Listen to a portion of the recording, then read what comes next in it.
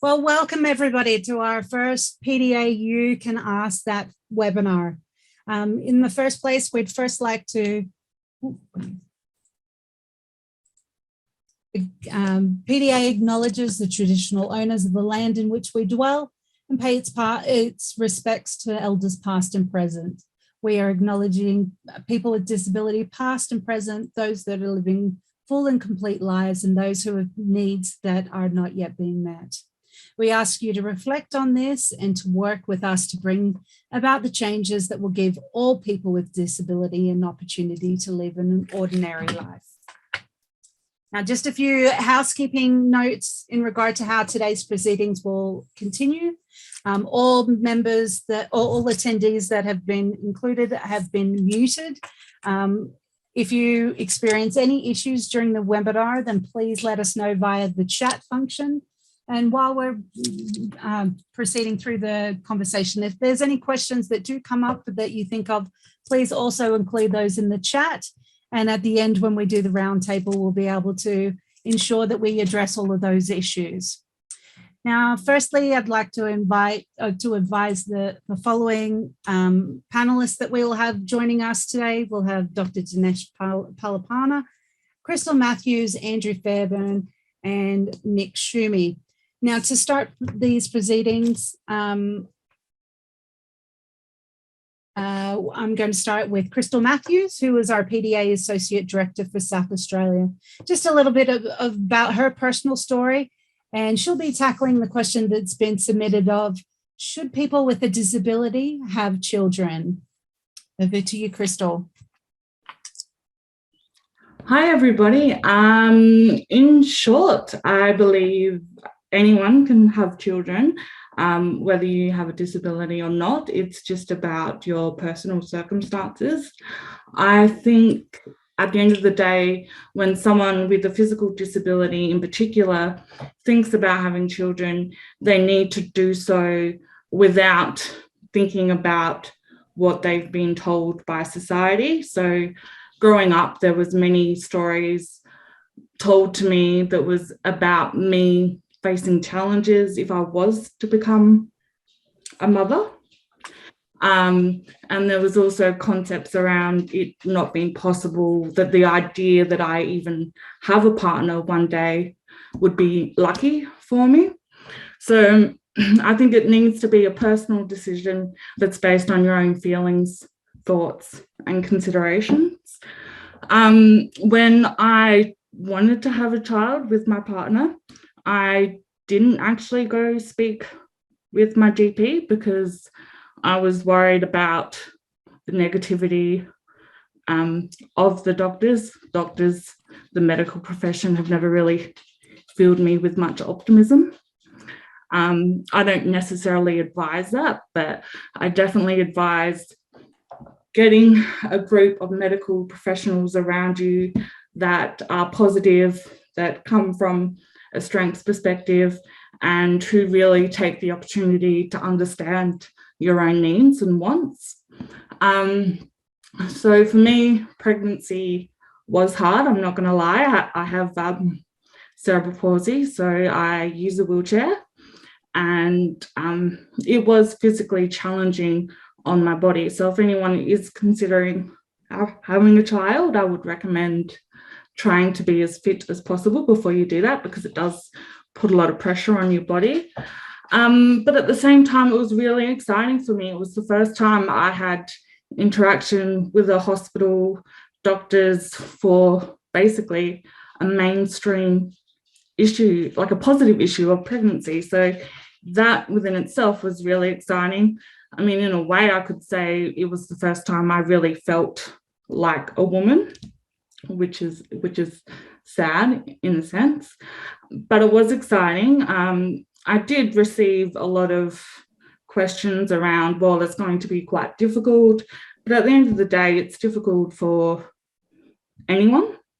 And I think some of the benefits of having a physical disability is that you are generally more innovative, more patient, more flexible. And I think those are three key things that any parent needs when they're raising children. So that was an advantage for me. So before I had my daughter Zara, I was thinking a lot about the physical challenges because that's what society was telling me. So I was working with occupational therapists. I was thinking about baby carriers and getting the cot modified and all of these different things. So I was well prepared in that sense before I gave birth. But essentially, I think what I really struggled with and what I really underestimated was how it would affect me emotionally. In a sense, I felt like I had to kind of convince the world that I could be a good mother and at the same time try and convince myself, which is very exhausting. In my 33 years, I think it was probably the first time I've ever kind of wished I didn't have a disability, which was an entirely new feeling and perspective for me to have because I never felt that way prior. Like, sure, throughout the years, there were times where I was like, it'd be kind of convenient if I could walk right now, or I'd love to wear high heels. But it never really got to the point where I was like, it actually is very challenging being in a wheelchair, and I kind of wish I wasn't. So for me, emotionally and mentally, I probably wasn't prepared for that change of perspective for me. And that was the hardest part. I kind of had to reframe what parenting looked like for me. I wasn't able to go out independently by myself with my child, and that within itself held a lot of guilt. And I had to kind of swallow my pride and accept more help than what I traditionally would have, which was also challenging.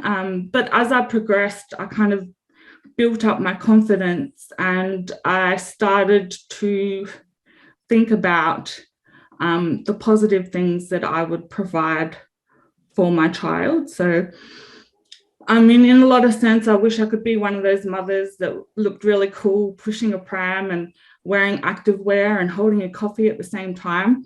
But I can't be that mother, and that's okay.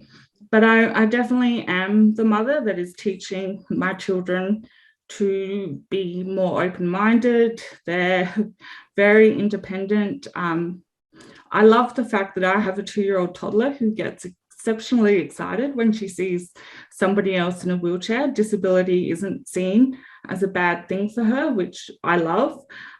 She sees a mother working harder and goes about doing things differently. And I think they're really strong characteristics that a lot of parents out there, able-bodied parents, will struggle to teach their children. And because of my disability, I'm able to do that. So yeah, essentially it's about trying to listen to your own voice rather than people in society. So even now, I'll go out with her in public with somebody else, and they'll just naturally assume that she is not my child, or they will ask really stupid questions.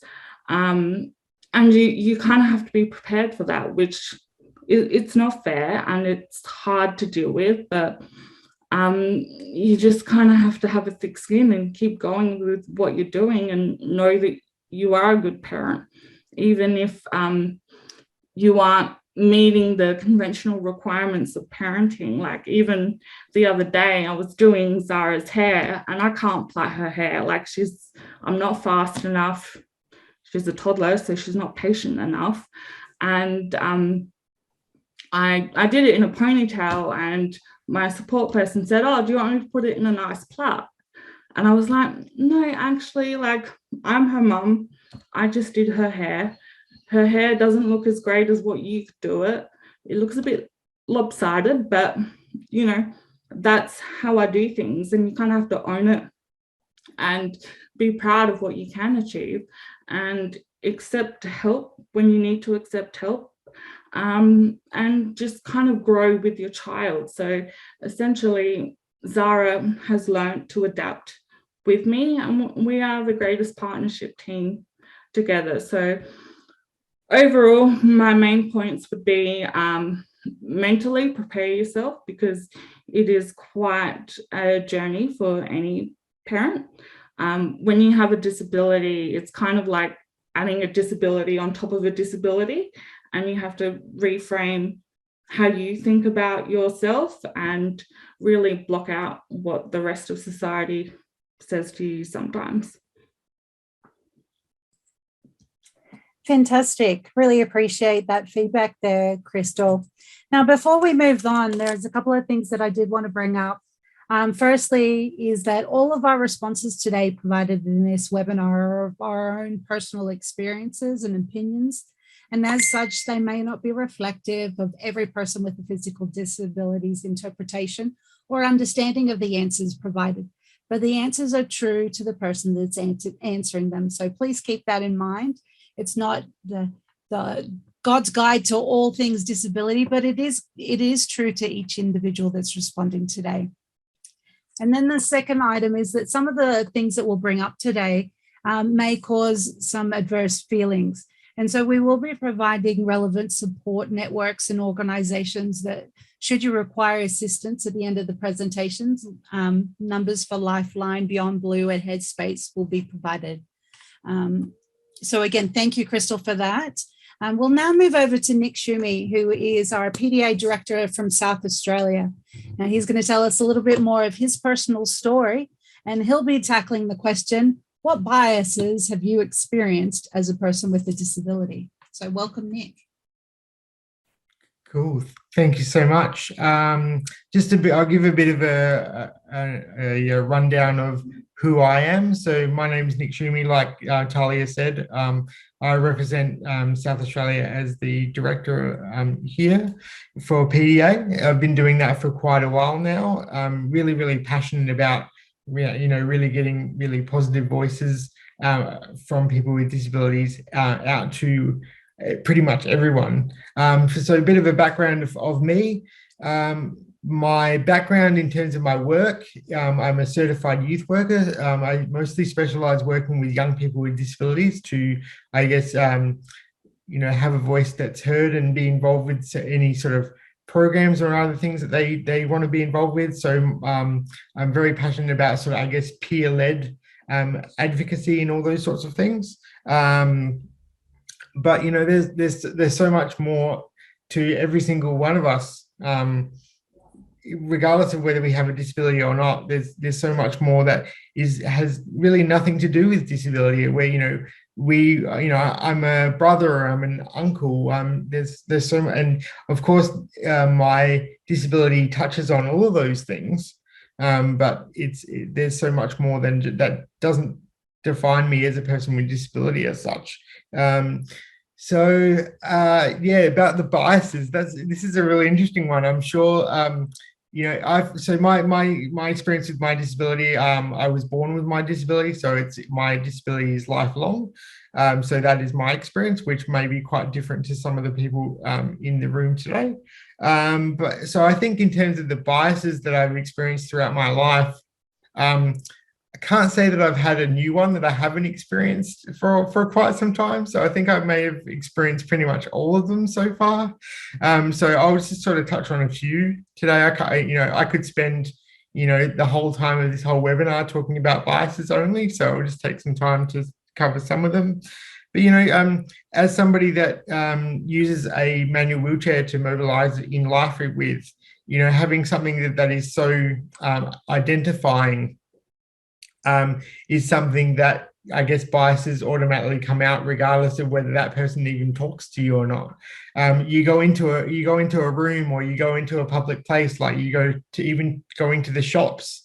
There's going to be some judgment and biases that person might have in terms of, like, as an example, even like I said, going to the shops or going on a plane. Not that any of us have really done a lot of that lately, but I've even been on a plane before where I've traveled on my own, and I've traveled obviously with my wheelchair and whatnot.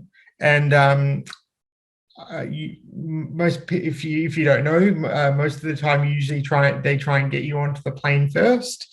because it's easier for you to mobilize around with. So there is a lot of sort of waiting around for that sort of thing to happen. And I've even had people getting onto the plane after that's happened and going, I've had somebody ask me like, so who are you with, or where's your carer, which is a really big one. And that might even happen with, even like going to the shop. So I might be hanging out with some mates and we're going to a shopping center or something, and my mates have been asked many times by people of the public if they are my carer or not, and they're just like, no, he's a mate of ours, that's not what this is. So there's all sorts of things flying around that, I guess misconceptions around disability, that somebody always needs assistance with things. Now, we all know, as Krystal mentioned, especially in her experience as being a mum, we all need assistance with lots of things, but I guess the whole main thing that people need to learn, I guess, is to ask questions if they would like to. Because, I mean, if you ask the question, you get answers, and that's, knowledge is power as far as I'm concerned.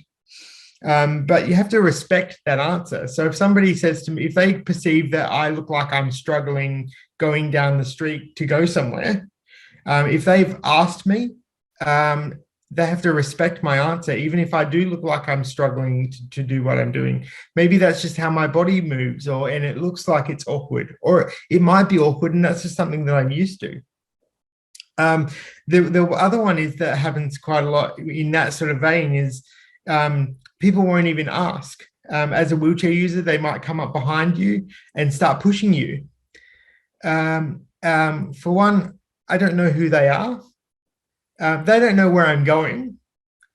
And it sort of feels like kidnapping. I mean, I've never been kidnapped before. I don't know, but I can imagine that, like, I would, if you're not a wheelchair user, I would liken it to if you were just happened to be walking down the street, however that works for you, and some random person that you didn't know came up to you behind you, grabbed you around the middle and lifted you up and started carrying you somewhere.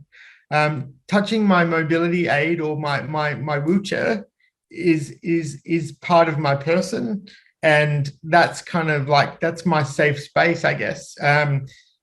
So yeah, always ask those questions, and I'm sure that or some of the things that I'm speaking about now, a lot of people have experienced the same thing.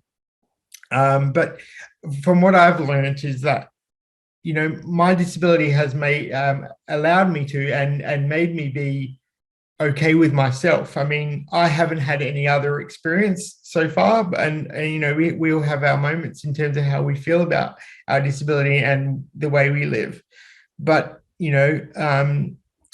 I have a lot of understanding around disability because of that experience, and I'm able to use that in the work that I do to advise a lot of other people to how to find out the right answers from lots of other people. So it allows me to be a relatively organized person, because there's a lot of extra steps that I might have to do. Things take me a lot longer. People talk to you about, taking that, if you could take that magic pill, like, the Matrix thing, if you could take away your disability, would you do it? Now, again, I'm only speaking from my own experience, but for the most part, 99.9% of my life, I would say, hell no, I wouldn't, because I wouldn't know what that would take away. How do I control what that takes? I wouldn't have the empathy and understanding that I do because of that experience. I wouldn't be an extremely planned and organized person and know what I need to do to get my day happening and all those sorts of things. So we all have our sort of downtimes, and I'm not saying that we don't. But yeah, for the most part, I love who I am, but I'm also not defined by the fact that I have a disability either. There's a lot of parts of me that have really nothing to do with that, but because it's so visual in my case, that's what everybody sees, and that's why there are so many biases flying around.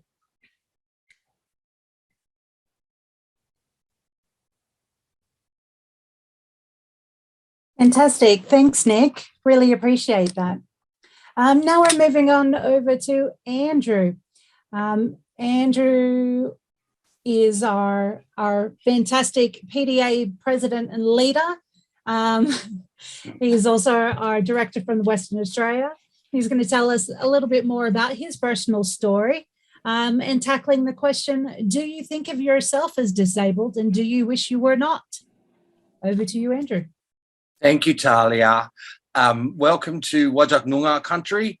And I want to pay my respects to the elders past, present and future, and particularly to those people with disabilities, and hopefully they're going to be living long and fulfilled lives. So I suppose a little bit about my background. I'm one of the panelists that actually acquired a disability later on in life. So I've been playing in the physical disability space for about 7 years, being a below knee amputee. But I bring into my life about 25 years of working in the disability sector. So I've seen it from both sides, being able-bodied and also having a physical disability myself. I have a 32-year-old son with an intellectual disability. So I have a very well rounded and developed understanding of the disability space itself. So the question that was given to me is two parts. And the first part is, do I think of myself as disabled? And the second part is, do I wish I wasn't disabled? So to cover that, I'm actually going to split the two questions up and I'm going to answer both of them separately. But it got me to thinking about, what does disabled actually mean? So I did what I did when I was at university studying and doing all the stuff that I did there. I looked it up in the dictionary, and according to the Merriam-Webster dictionary, disabled means impaired or limited by a physical, mental, cognitive, or developmental condition. So there's an interesting one. And then the Collins Dictionary defines it as someone who is disabled has an illness, injury, or condition that tends to restrict the way that they can live their life, especially by making it difficult for them to move about. Now, I thought about that, and I looked at the Merriam-Webster, and I thought, okay, impaired, limited, yeah, that sort of makes sense. But then the Collins coming up with, it can restrict the way that people move about. And I thought that's really quite interesting in the physical disability space, particularly. So I brought that back into, do I think of myself as disabled? And the honest answer to that is yes and no. So some days I do, but mostly I don't. If I do feel like I am disabled, it's usually because of things that are outside of my control in the world. Things like bad service, be it from a service provider, from anything that we do with AT, anything like that. It could be ignorant people who just want a piece of your story. That can then disable you. The big one for us with physical disabilities is access to the built environment. Now, Stella Young talks about this in her TED talk, is, what a set of stairs with all the inspiration and all the positive mental attitude, a set of stairs is still a set of stairs. It's still inaccessible. So that's what makes a physical disability, that's what makes me feel disabled, is if I can't get into a building or I can't get to be where I need to be to do the work that I do. If I'm tired, my physical condition as an amputee actually exacerbates and it gets worse. So by Friday afternoon, after a full week at work, I'm ready for bed. I'm like seriously had it. So that's a disabling thing as well, having to use more energy during the week as an amputee to then counteract that. So my partying days are over. I don't do late nights and I don't do like pubs and stuff on the weekend and stuff. I might have a glass of wine and then fall asleep on the couch just because I'm just too tired. It is that. Systems and government disable us or disable me. How many times do we have to fight against things, and how many times do we have to retell our story? This is me telling you, this is what makes me feel like I'm disabled, is having to continuously do this over and over and over and over again. And I think, and one of my last notes here for this particular part was constantly having to fight for my own human rights is probably what disables me the most, because it's so tiring and we shouldn't have to do it over and over and over again. But it's just, that's a fact of our life, you know, and in that space. So I don't feel disabled. So here comes the positive part of it. I don't feel disabled when everything works. When things that are supposed to be there that work, are supposed to be for us, they actually work. That doesn't disable me. That actually elates me and makes me feel like I'm 40 years old instead of 53. When people understand and you don't have to retell your story, that's another thing that makes me less disabled.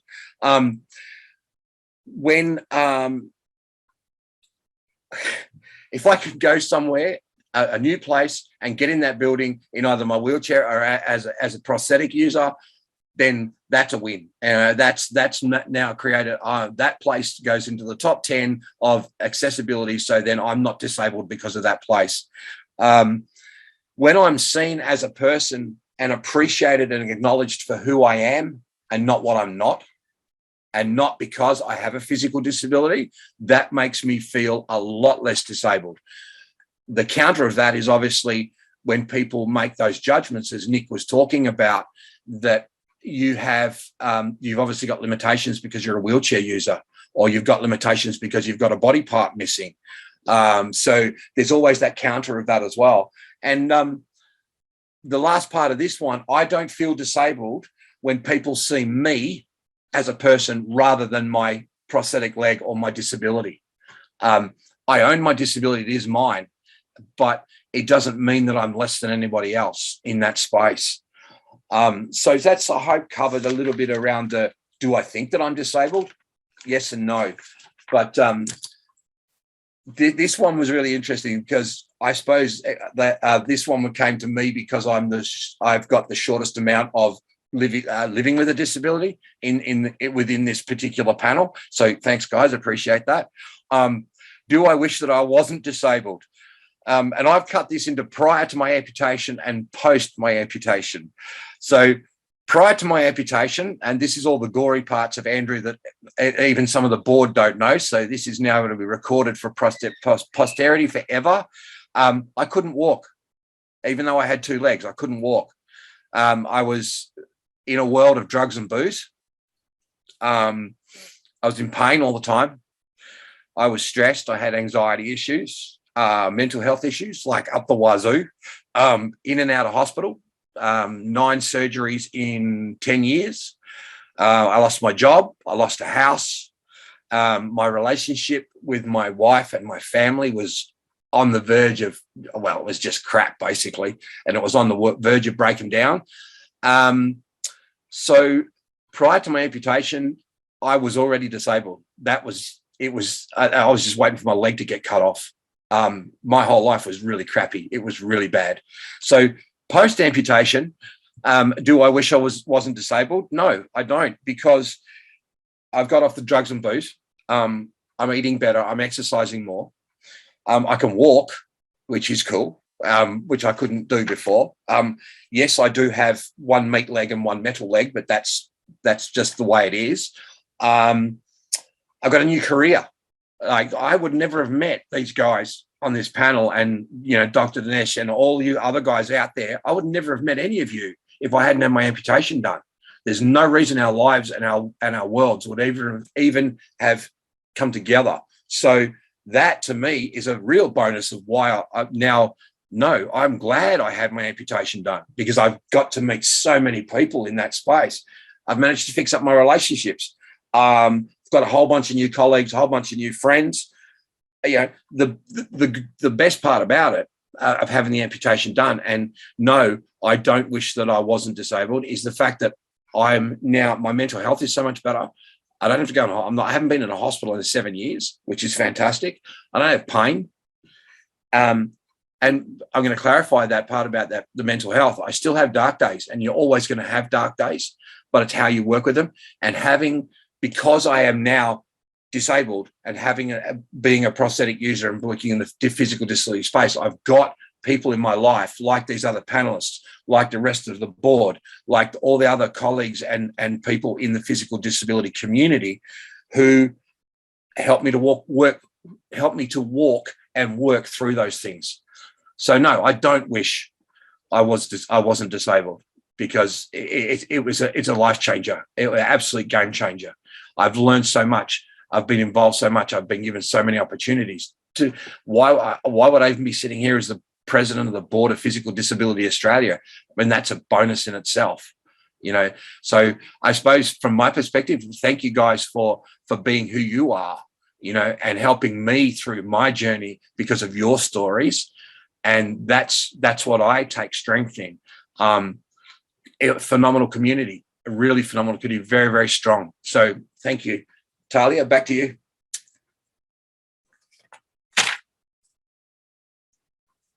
I have to take myself off mute, but thank you, Andrew. That was fantastic and gave a great understanding from both perspectives there. Next, I would like to hand over to our final panelist today, in which PDA is honoured to have our PDA ambassador, OAM, an all-round fantastic guy who is even under the weather today. And we really appreciate having Dr. Dinesh Palipana attend today. So welcome, Dinesh. And I'm just going to pull up a slide for you as well. Hey, thanks for having me. And thanks for being always amazing, Talia, and supportive. Hi, everyone, and welcome. And thank you to both the panelists earlier as well. I really enjoyed hearing your stories. You know, I was really, my heart went out just listening to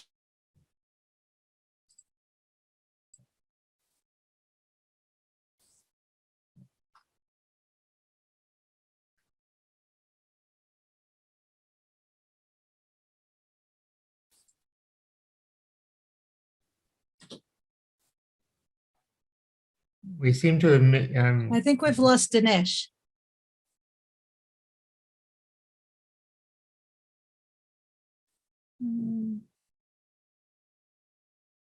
Hopefully we can get Dinesh back on.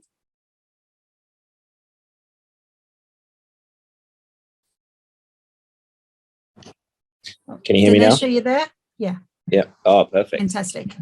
Sorry Yeah, about thanks. Yeah, that's right. Yeah, thanks again for having me. And I was really interested in the two stories that we were hearing before. And I was saddened to hear about the journey that you had as a mum with a disability.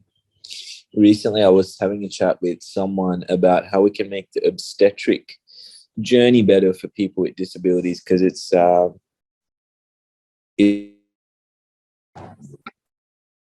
okay, something's changed over again. Are we still good? Can you hear me? Great. Yeah, I was talking to someone about how we can make the obstetric journey better for a person with a disability, because it's not easy. And the medical systems are not geared to be as inclusive as they could be, and to think about all the needs and nuances of helping a mum through her journey in pregnancy and to bring this baby to life and then through motherhood. But what is the one thing that could improve that? And it's to have people with more lived experiences in the medical system. And that's where my journey has been. I was halfway through medical school when I had a car accident and sustained a spinal cord injury. This was in 2010. I lost the use of my fingers and everything below the chest. It is the hardest thing that I've ever had to go through, and it's something that can happen to everyone. In fact, just before I got on this call, I was talking to a colleague of mine, someone else medical, who's gone through the same injury and is on their way back to work, or trying to get back to work. there are a bunch of other doctors that have sustained spinal cord injuries subsequently over the last couple of years, and I've watched them go through the same challenges that I did. When I came back to medical school, there was an Australian policy that came out that sought to exclude people with disabilities from studying medicine. And I remember seeing the email from a panel member that created this document and policy, and it said that this guideline should allow us the legal protection if we want to exclude someone with a disability from studying medicine, or if we want to exclude someone already studying medicine who's acquired a disability. Fortunately, my medical school was really good, and I was able to get through medical school, sit my exams, do really well. And then came the time for me to start work. And it became a huge struggle with Queensland Health. So I graduated with awards, I graduated with letters of recommendation. I spent time at Harvard University as the first quadriplegic medical student that they've had visiting them. And despite all that, even though we were guaranteed employment as doctors in Queensland, it became a huge fight. But fortunately, with the help of the media and the community and other doctors, I finally was able to start work. And this is now my 6th year as a doctor. I work in Australia's busiest emergency department. And I supervise junior doctors, I supervise medical students. Some nights I run an entire section of our ED. So it's been great. Now, the question was, how is the response essentially from patients about having a doctor with quadriplegia or a doctor in a wheelchair? So today, I've seen thousands of patients, thousands. And with those thousands of patients that I've had the privilege of being a doctor for, not a single one has reacted untowardly. Not one. Not one has asked about whether I can do my job. Not one has questioned my skill. Not one has said anything weird to me, except for the couple of ladies that have tried to seduce me in the ED. So, but apart from that, I've never come across anything weird. But I thought that this was a really interesting question because it's something that I thought about before I started back at medical school. And it's something that a couple of my supervisors in the hospital asked: will the patients take you seriously? And that is the thing. The things have not come from patients, but it's come from the medical establishment. And that is our challenge. You know, we talked about systems disabling us. My esteemed panelists before me talked about the systems that disable us. We talked about the difficulties and challenges that you have being a mom and all these life things. The most important thing is that we have representation across all segments of society, all professions, all parts, because we need that representation so those systems understand our lives and how we live. Medicine is very much the same, and medicine is a very important part of that.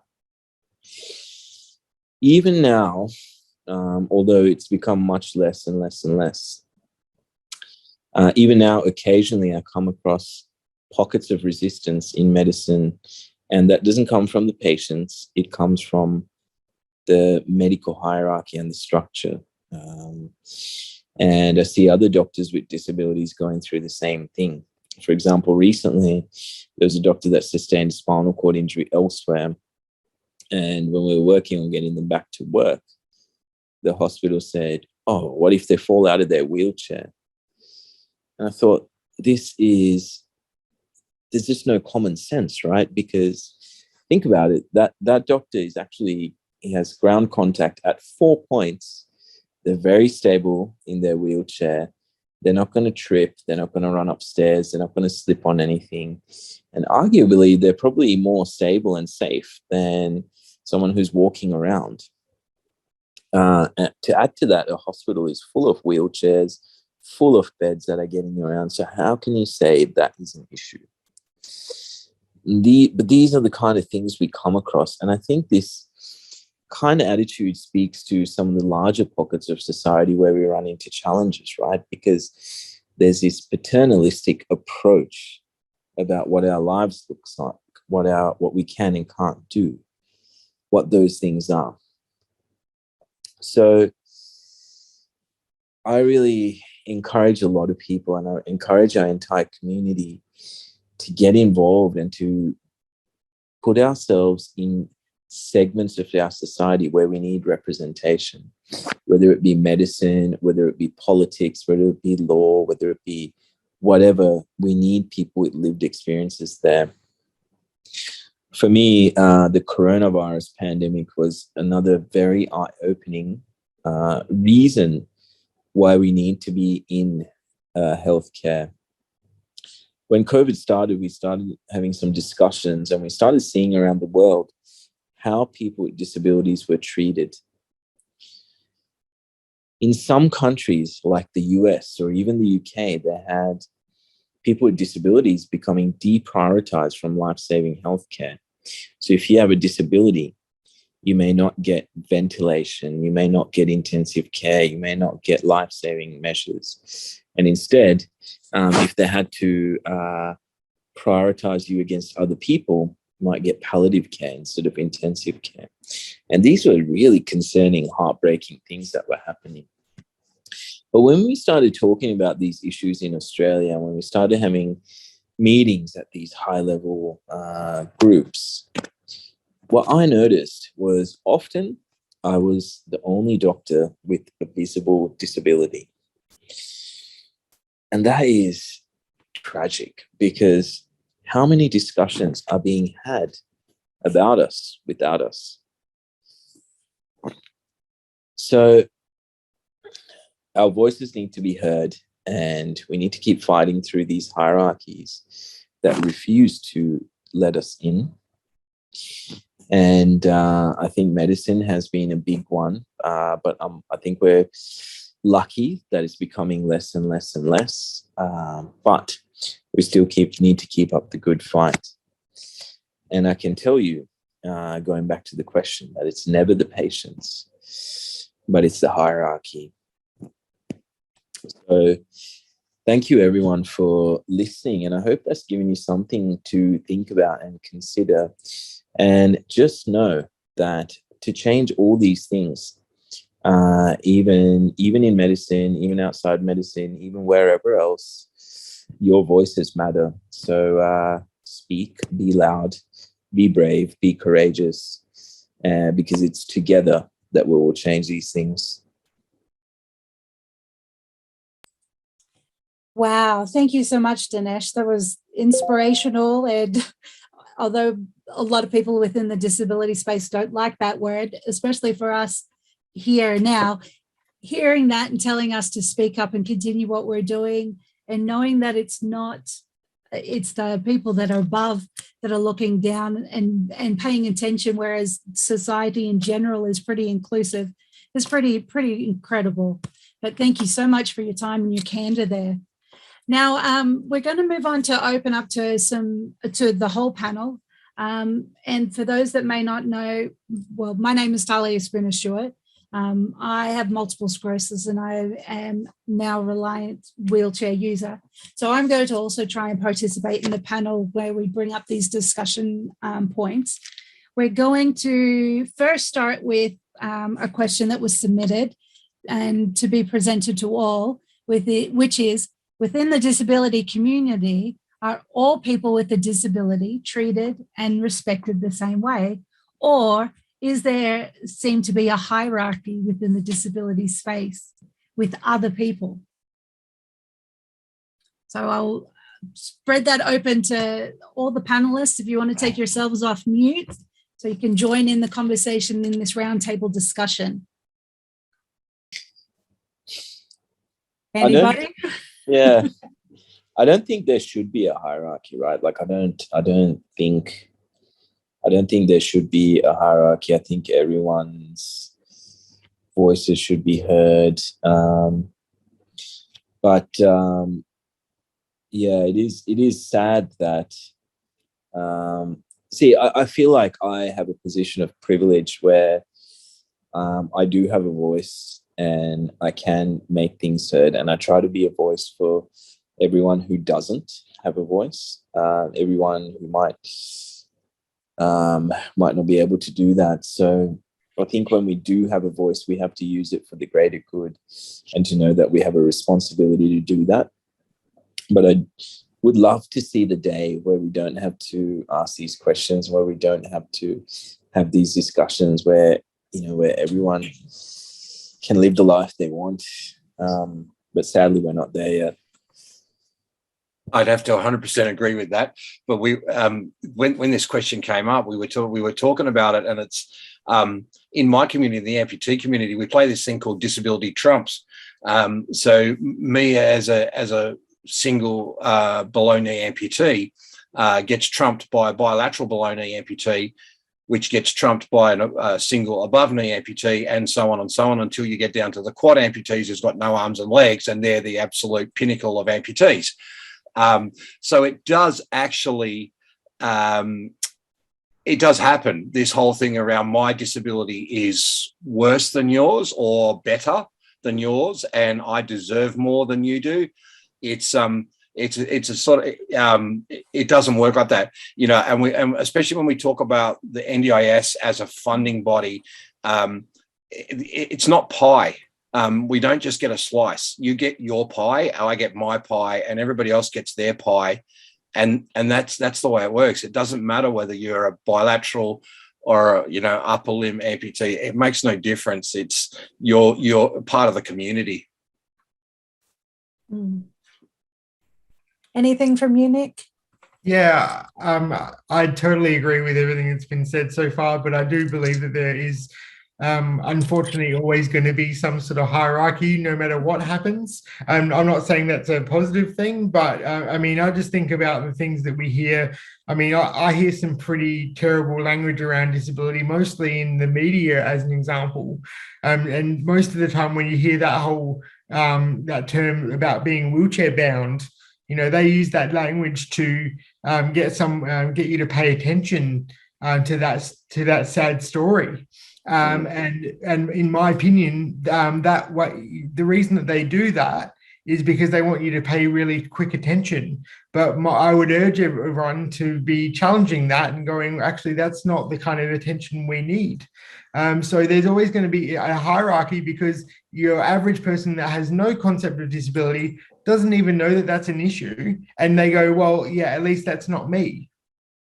So there's always going to be, you've got hierarchy within the community and out. I think there's always going to be a bit of a gap there. I think we're doing, I'm extremely passionate about this. This is why I do panels like this and do this kind of work. But I can only personally get to so many people, which is why it's so, it's so good to hear that we all should be doing that. But it's also an hierarchy. There could even be a hierarchy tonight going, somebody could be listening to this conversation and going, I could never be on a panel like this and speak like this. And I would urge you to say, yes, you can. Yeah. Because everybody has a voice, no matter how it is that they communicate. Even somebody, if they're nonverbal or whatever, there are ways that you can communicate with people. And that's the great thing about this. We were talking about COVID earlier. One of the great things that's come out of COVID is that, having flexible working arrangements and having Zoom to do calls like this and doing a forum like this was always in that sort of too hard basket in terms of employment for people with disabilities that may have needed something a little bit different. We've all had to do that now. Let's keep that going. There's not a lot that I'd like to keep from COVID, but that's definitely one of them. Fair enough. True. It wasn't until we had to change, did we change? But the only reason that changed so fast is because we all had to. Yeah. When it comes to disability things, and if you don't have that insight, then you just go, well, that's for them over there. Yeah. So hence why there's a hierarchy. If you're not personally connected to it or personally affected by it, then you leave it to somebody else to deal with. Whereas the understanding within the disability connection, everybody is connected to disability in one way or another. It's either them individually or they know somebody that is. So everyone technically is affected by it and should be pushing forward for the same. But I feel like pie after all that talk about pie now. Yeah. Sorry, mate. Well, you brought that up, Dinesh, and then I was going to bring up Nick's comment about somebody feeling sorry for them, only because my next question was, what do you say when somebody who has to use crutches or a wheelchair for a short period of, say, 6 months, and they come up to you sitting in your wheelchair or on crutches and say, I know exactly how you feel. I feel so sorry for you. I was actually at a wedding and I was having a great time, had a few drinks, and I had a waiter come up to me and she literally did say, I feel so sorry for you. I was in a wheelchair for like 6 months. I broke my legs. It was the worst time of my life. I hated being in a wheelchair, and I just turned around to her and I said, well, you weren't in there long enough. And she didn't obviously understand where I was going with that. Like, obviously, the longer you adapt to something, the more comfortable you become with it. She didn't get where I was coming from. But yeah, I didn't really appreciate someone coming up to me saying, you know, literally they would rather die than be in a wheelchair for the rest of their life, when I was just out having a good time. And then when you go back and you say something somewhat intelligent, but they're not even in the same headspace, that they can't even understand that what you're actually saying is quite intelligent. You know, there's times where people have come up to me and said, oh, it's a shame you're in a wheelchair, you're pretty. And it's like, what does that mean? Does it mean I'm not pretty because I'm in a wheelchair? Does it mean I'm prettier because I'm in a wheelchair? And it took me a few years, but like I came up with the perfect response. And that response is, you're pretty, you know, average looking for an able-bodied person. And that again is an intelligent response, but they're like, what? Was that a compliment? Was that an insult? And I'm like, exactly. Was it a compliment or was it an insult? Well, that kind of also leads into my next question, which is, what would you say if a child just comes up to you and say, what's wrong with you? I absolutely love it. Because I'm sure that this has happened to pretty much everybody on the panel. I absolutely love it when kids come and do that, because a kid doesn't have all the filters that an adult has and goes, because if you've seen it when a kid asks you that when they're with an adult, the adult loses their mind and goes, oh shit, sorry, all this kind of stuff. But the kid just like genuinely wants to know. And on that, if you explain it, like I've had it so many times when I used to work at an aquatic center, an example, there were kids there all day, every day. And I'd be doing my job, you know, in my chair. And they would come up and ask me things. How come I'm in that? Or why, you know, why do I use this? And I would legitimately tell them something relatively simple and say, well, because my legs don't work as well as yours, I can't walk the same way as you do. So I use this to get around. And they literally go, cool. They literally just take it because that's what you've told them. That's the great innocence. But that could lead to a lot of other things. You can make up some great stories too. No, I make up stories for the adults. That's where the fun part is. Yes, but that's a really good point, though, Nick, as well. You know, because you know, like kids are exploratory. They are inquisitive. They will ask just some of the most innocent questions that, you know, and to me, it's really, and sometimes it's just taking me back on, oh, okay, I'd think about that for a second. But I find the biggest challenge, I don't mind, you know, talking to people about what it's like to be an amputee and having a metal leg and, you know, all that sort of stuff. For those of the people who know me, they know that it's not, I've never hide it. But when you're when I talked about how being disabled by feeling disabled, by Friday afternoon, if someone comes up to me in a shopping centre on a Friday afternoon when I'm trying to get dinner, or and then they say, "Oh, we want to know what happened to you," it's like, dude, you are going to get a really bad response to that. Seriously, because I'm really tired. So I think it's one of those things you can. We don't owe the story to anybody. And I think, it is us, it is who we are, but we do not owe it an explanation to anybody of the space that we take up. Some of us, like myself, are bigger than the rest of you, so I take up more space.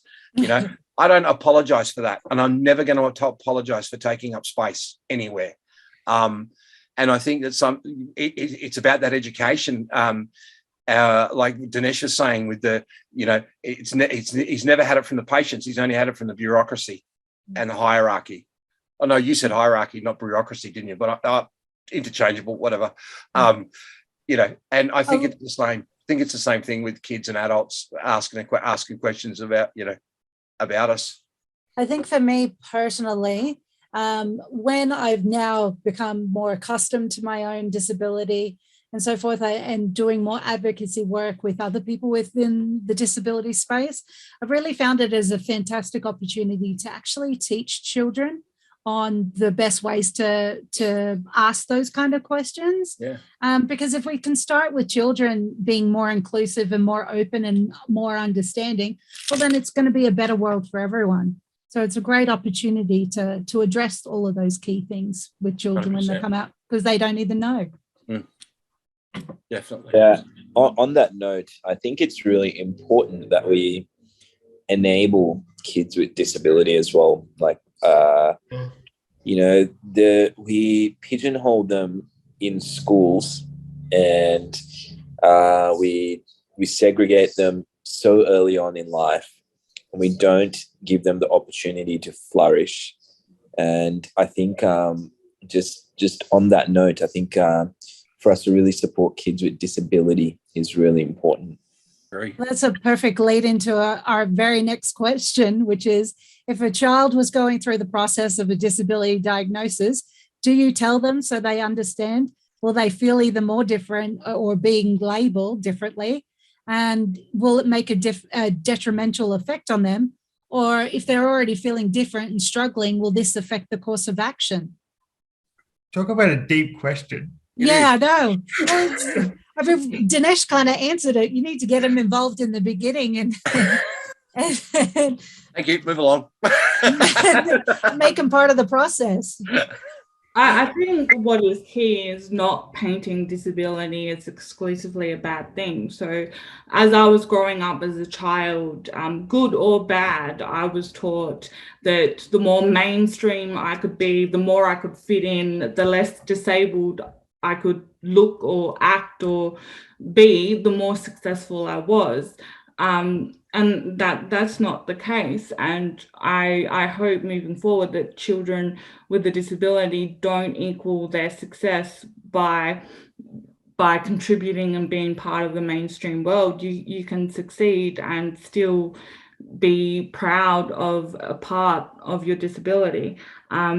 As a social worker, I would say that it's important that you're as transparent as possible with kids who have a disability, and it'll also be age appropriate. But I think parents and adults around children with a disability really set the tone and the environment that child is going to grow up in, and how they are going to interact with their disability. Not to put more pressure on parents and carers, but they really do have a lot of influence over how a child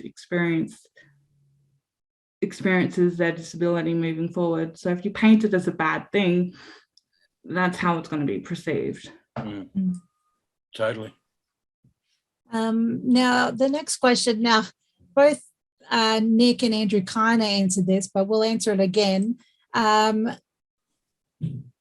Do you think of yourself as disabled, and do you wish you were not a person with a disability, and would you change it? No, Yeah. Pretty simple. I mean, but I mean, I'm speaking from my, I've had, like I said from the beginning, I've had my disability from birth. It's what I've known. But that doesn't exclude the part where when I was younger, I was getting, comfortable with that. I mean, my experience is a little bit different to what Krystal was saying. In her when she was growing up, she was always told to, make sure she did this to not appear that way. My experience was not quite like that, but I was part of like a full mainstream sort of educational setting. So I was that one kid that was the only kid in a wheelchair at my school because and that sort of, I guess, made me be cool with myself because I had to be, because I was known as that guy. So, if we're talking about, how we should explain that to a younger person that has a disability. I mean, in my case, I already knew that I was different. I just I was working through that. So, I'm pretty confident now and able to do these sorts of things. I wasn't always that. I didn't know that it was. I always knew that it was important to have a voice because that's what my parents instilled in me and told me, yes, this is your situation and not everybody's going to understand that. So it's important to have that voice. But I'm speaking now from someone that has that. But if you're a young, which is why I've chosen to, concentrate on working with young people, because I had some good opportunities and I made some good opportunities for myself, but not everyone's able to do that very early on. Yeah. Well, with me having MS and it being a progressive disease, I was able-bodied and was able to do things normally, quote unquote, normally before. It's only been the last 10 years where it's progressed that I'm now wheelchair reliant. But for my own ability, I don't classify myself as disabled. I classify myself as my legs don't work. Otherwise, I'm perfectly fine.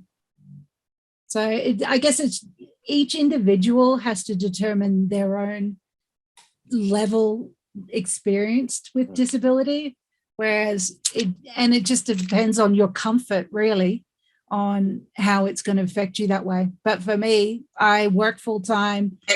My legs just don't work.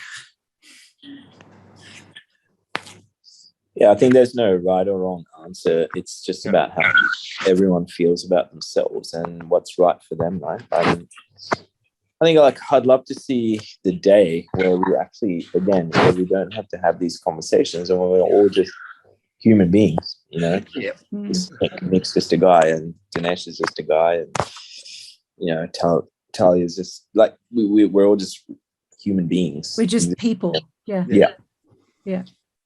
Well, I guess seeing we've talked about the negatives, what are some of the positives about being in a wheelchair? Oh, I know for me, I appreciate being able to go to the front of the line and getting front seats at the concerts and so forth. Mate, I'm only in this for the parking. Yeah. Thank God for parking. You get to park right at the front of the shops. It's all good, Yeah, but only if the parking spot's available. That's true. Or an able-bodied person hasn't parked in it, but we're not going to say we won't go there, right? Yeah. Yeah. But what are some of the other positives about being in a wheelchair or being mobility limited? I think for me, being a social worker and working in the homeless and domestic violence space, I can go out there with clients and they can immediately identify the fact that I'm not just this privileged person who's coming into their life. They can accept me and want to hear what I have to say. I guess it touches on what we were saying before, like clients and the people that we interact with get us more than what staff or workplaces do. But I think having a disability has allowed me to establish rapport with certain clients in a way that I wouldn't be able to do if I wasn't in a wheelchair. And I never had to buy a pram either. So Zara just sits with me. Yeah, never bought a pram. I suppose for me, because like having acquired my disability only 7 years ago, it changed a whole bunch of things around how I work and what I do for work. And now I have the greatest honor of being able to sit with someone who's facing an amputation and be able to help them work through that. And that's, you can't, that's probably one of the best things that I've had. Is it's totally changed my perception of people with disabilities as a whole, but then those with physical disabilities and how they get through life, how they do life, the hacks, if to put it that way, how do we, how do you do a hack on that, things like that. And then I'm always in awe of my community and some of the things they do. And there's actually a question in the chat, and I actually know this gentleman quite well. Great bloke, retired theatre nurse. His name's Peter. And I'm going to come to your question in a second, mate. But, I had the privilege of walking through with him his amputation before he had it done, and that to me was one of the biggest things, the biggest honour that I've ever been able to have. And without having gone through it myself, I wouldn't know how to do that. Do you want to address his question? Yeah, cool. All right, thank you. Okay.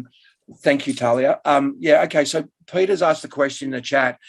He's a below knee amputee, he's over 65, and he's in the My Aged Care system. And I know I already know the answer straight up to this, mate. So it's about accessing assistive devices through My Aged Care, which basically virtually don't exist. It's such a small funding package.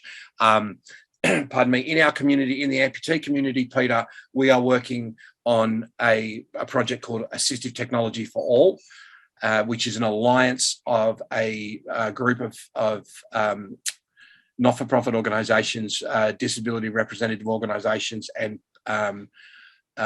organisations run by people with disabilities to try and bring the NDIA into line. I'll bring My Aged Care a bit more into line with NDIA in the way that they do assistive technology funding. So you ask how you can help advocate for that.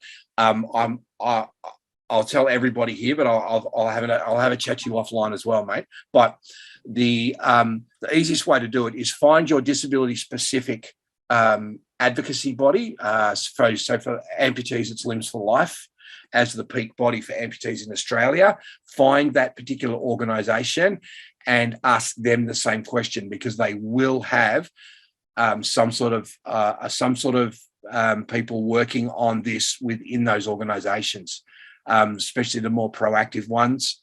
I know MS does. I know Spinal Cord Injury Australia does, because they're part of the AFTRA Alliance as well. So I hope that helps, mate, but I'll give you a whole bunch more information, actually, who you can contact specifically around the prosthetics, mate. No problem at all. Thank you, Talia. Thanks, Andrew. Now, the next question that I have, Nick provided some light on this before, which was quite amusing, but I'd like to hear everybody's responses on how do you feel if somebody asks if they can help? When I say asks, if they ask to help or they just go ahead and try and help you.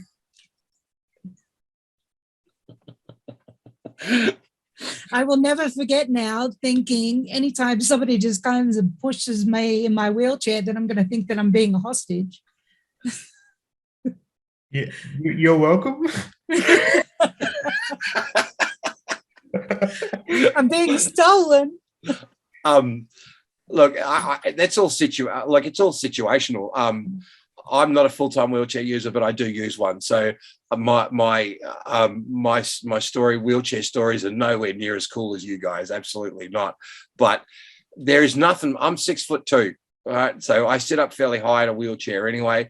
But there's nothing worse than sitting in Coles in front of a freezer and trying to get something out of those freezers in a wheelchair. It's ridiculous. So if someone comes up to me and asks me, "Can I help you?" Yes, you can. If I'm sitting at a cafe drinking coffee with my wife and someone says, "Can I come up and help you?" No, piss off. I don't need your help to drink coffee. I'm good at that. So it is very situational in that space for me anyway. Yeah, for sure. I think my preference is always to ask, not assume that I need help. Yeah. Yeah. I'll be polite and respectfully answer you either way if I need your help. And I was a very independent person who would do everything you ask me to. If they can help, I will automatically say no. Whereas now I'm more not content, but more appreciative of my limitations. So if somebody asks me to help, I'll be like, oh, thank God, help, please. But the reasoning behind that is you either ask, don't assume that I need help though. Yeah. And sometimes sorry, go on, Nick. You sure? I was just going to say, like, if you actually feel like you do need help if you're out somewhere in public, I don't think we should be ashamed for having to ask someone either. I mean, because Talia, you're saying, oh, thank God somebody asked me. But where's the comfortability for us to go, this is what I need and this is okay to ask? And I think that that's something that you do have to develop. Because again, now I can now ask people for help, but I shouldn't have to apologize for asking is the thing that I have a difficulty with. I'm like, I'm sorry to disturb you. Could you help me? Because I'm struggling. Instead of it either being offered and they see that I'm struggling.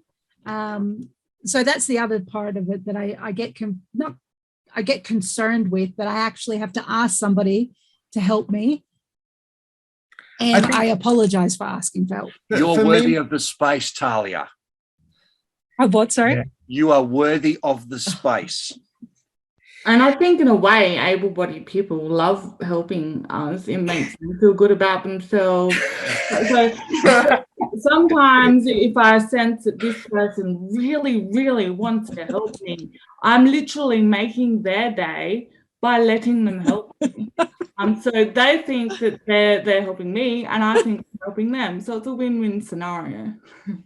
Because I think the concept of being independent is always a really interesting one. Because I think people have this really high expectation of what independence is, and independence is not just about doing everything yourself. No. It's about your level of independence that you now have. Doesn't mean that you are less of a person because now you have to ask for extra help. That is your level of independence that I mean, it is a struggle, especially if those things change. I understand that, as if your body changes and your needs change, that's an internal struggle more than what the physical barrier is. How about for you, Dinesh? Is he still there? He might have gone. Oh, no, I think he's gone now. I think we lost him. Yeah, he's gone. Yeah, Dinesh is gone. Yeah. Sure. One of the last questions that I do have here is, what is one thing that you would like to tell an able-bodied person to understand about living with a disability? What is something you would like someone without a disability to understand about living with a disability? Yeah, okay. They took my leg off. They didn't disengage my brain. Nice. Like, just see me as a person, and what my name is, not what my physical diagnosis is. Like, they say about the whole thing, what should we call you? And it's like, my name, thank you very much. not that I have cerebral palsy or whatever my medical diagnosis would be. Yeah. I don't think I can give like a really insightful response to this, just that we are like everybody else. I think sometimes people naturally assume that the worst thing that's ever happened to us is the fact that we have a physical disability. And I think that there is a lack of understanding that we still experience all the other life challenges, ups and downs, as what everybody else does. And I think it gets lost within our physical disability sometimes, that we're still living life. I think that one of the things that I wanted to express that we are constantly viewed that we are given things, like with the NDIS, that we're given this opportunity to go be better and go to have an 80 device that's going to improve our lives. But one of the other things that people without a disability don't understand how much it actually costs to have a physical disability and to get around and to do all of those things. So having the government provide us with some subsidies here and there, it is a help to us, but there's still a lot that we still have to take care of ourselves. And I think that gets missed some of the time as well. It is an expensive lifestyle, whether we like it or not. And unfortunately, because it's not one we've chosen. No, and a lot of the time we don't get the same opportunities in terms of employment. That it's a bigger barrier because of that. That's true. Yeah, absolutely. And I can attest to that with just having had home modifications completed on my house. Just a little bit over half the value of the house is now being in renovations. So it's not, none of it's cheap at all. And I don't really think that able-bodied folk understand that my prosthetic legs are $14,000 each. It's not something I can run down to Bunnings and buy on a weekend. And before the NDIS, those were all out of pocket. Yeah, exactly. Yeah, absolutely.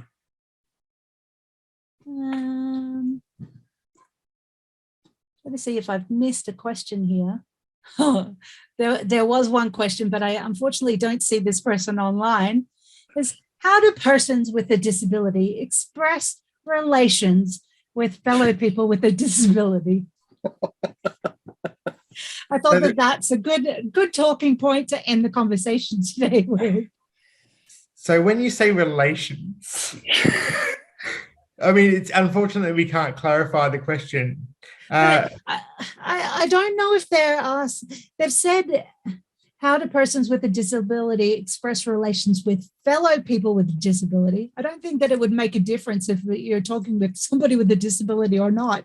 You still are talking about So let's talk dating. Let's talk about the elephant in the room. Are we talking about sex? We're talking about sex. Okay, cool. We're talking about sex. Yeah, that's fine. We can talk about sex. We can talk about sex all day and night, but I'm like, well, this is where I was hoping Dinesh could still be on. So I'm married and have been for 35 years, and my wife won't let me have a girlfriend. So it's sort of irrelevant to me in that space. As far as relations go, I think we talked a bit before about the disability trumps and our perceptions and stuff like that, and one thing about hanging out with you guys and our community and stuff like that I've learned that my perceptions were all wrong. And my relationships with you guys have developed and grown and they continue to do so. But where I started was wrong. So it's not that I was wrong. It was just the wrong place to start that relationship with.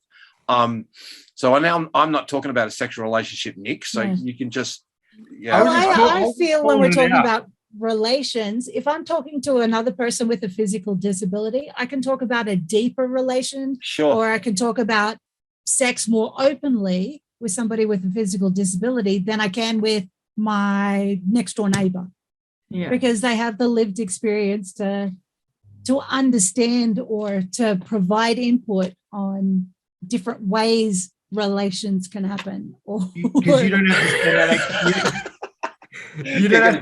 you're going to dig a hole there, Talia. Seriously. Because you don't have to spend that extra time to, get that person up to speed about certain things. So it's easier to make those connections. Like Krystal was saying in her work, which I can relate to as well. In my work, I don't need to spend a lot of time making connection with someone, because if I'm working directly with someone with a disability, there's a lot of mutual understanding automatically. Correct. But if it is more about that more physical side of things that we're unfortunately we do get frightened to talk about, it is about the whole thing of, we have to understand that it is no different. Our wants and needs on that is different. Our physical ability might be different, and the exciting thing is, it's actually exciting to explore those things with people. Opens up a different world. And don't be afraid by that. But on the flip side of that is, if you haven't really had a lot of experience in how to meet people, in even like go and have coffee with someone, or even, you know, a lot of people don't even get afforded the opportunity to even really learn how to interact and meet somebody new. If you're somebody that still has those wants and needs, what we're talking about, but if you don't know how to actually say hello to someone, then it's really, really difficult. It doesn't mean that want and need isn't there. So I just think it's, you know, when Dinesh was talking about having a united voice, being around other people, like-minded people, you're going to get those skill sets, meet different people, and potentially those things will come out of that. Do we have a dedicated disability Rumble app, or what are the other kind of apps so people can Well, I would argue comfortable? I would argue that it shouldn't have to be a dedicated one. No. But for people with disability to feel more comfortable and know that they're not going to be rejected straight off the bat. Yeah. Well, I think that's one of the benefits of having a disability, if you want to put it in a positive way. You know, in the dating world, like back in my day when I was single and having fun. Single and ready to mingle. As opposed to being married and not. Yeah. One, I underestimated how horny and simple men are, and no offense. And I also underestimated how attractive men find confidence. And, you know, out of all of my able-bodied friends and me, I always seemed to have the most confident, because I wasn't caught up in some of the things that they were caught up in. And I could distinguish the men or the boys that liked me physically or just wanted to hook up with me. But that I could tell eventually if they had an issue with the wheelchair, because there would be conversations about it, there'd be questions about it. They would be like, oh, it's not a forever thing, or oh, don't go in your wheelchair. So you can really kind of filter out, okay, that person probably does really like me, and it sucks for him because he really has an issue with the wheelchair. Therefore, I know I can't be with him because I'm always going to be who I am. And I can focus on the people that are okay with the wheelchair. And, you know, I don't have to play this game of, will you still be with me if I end up with a disability? I know it now, because having a disability is a great filter for people that you shouldn't be with. Yeah, a lot of I'm people in the reverse of you, because when I started dating my husband, I was able-bodied. We've been together 16 years and I'm not anymore. But I'd be scared to try and approach the dating world. Oh, it scares the hell out of me. Yeah. You know, I mean, just in general, if I'm 42 now, just if I was even able-bodied, I'd be scared shitless to go out into the dating world. Yeah. Let alone now being in a wheelchair. So if my wife leaves me, she's going to pack my bag because I'm coming as well, because there's no way I'd go back and do this thing. Hell no. No, it's a whole different ballpark, mate. Absolutely. So utmost respect for everybody else that has done it all the way, because I'd be scared personally. Yeah, but it can be a lot of fun as well. Like, you never know what people are going to come up with or what they're going to say. But, you know, you do get to meet the dickheads. You do get to meet the people that have a fetish with it. You do get to meet genuine people. Yeah. And it allows you to smell bullshit really far away, because people with disabilities are really good at that. If you're not genuine, most people with disabilities are really good at knowing that that's bullshit or not. Yeah. And that's because you've been able to afford to be in a situation that you might not always know what the outcome is, because unfortunately a lot of people have other people in their lives, quote unquote, supporting them to be safe, but that actually takes them away from situations. So I just want to urge people not to be afraid to screw something up every now and then. That's what everybody does. I mean, of course, safety is important. I'm not saying just go out there and do whatever you want with someone you don't know or whatever. Safety is always important, but we're always too afraid of going, oh, you're dealing with this, and this every day, so we'll just take that away from you. That doesn't go with the knowledge is power thing for me. That actually does the complete opposite and opens you up for really even more abuse. Yep. And that's what scares. That's what worries me. Yeah. Well, I think that we're coming to the conclusion of tonight's festivities. I just wanted to thank all of our panelists. Really appreciate you taking the time to. Is my thing showing? Yes, sorry. Yes. Yeah. I appreciate all of you taking the time to provide the answers to some of those questions. Final reminder that the session has been recorded, and should anyone wish to watch it again, it should be out soon. Otherwise, there should be a list of support networks and organizations up on screen at the moment. If we have brought up anything that you have any questions about and need some support, then please reach out to Lifeline, Beyond Blue, and Headspace if needed. But thank you all very much for your time. Hope it's been informative, and I'm sure that we'll do another one similar to this in the future. Thanks, guys. Bye. Thank you all.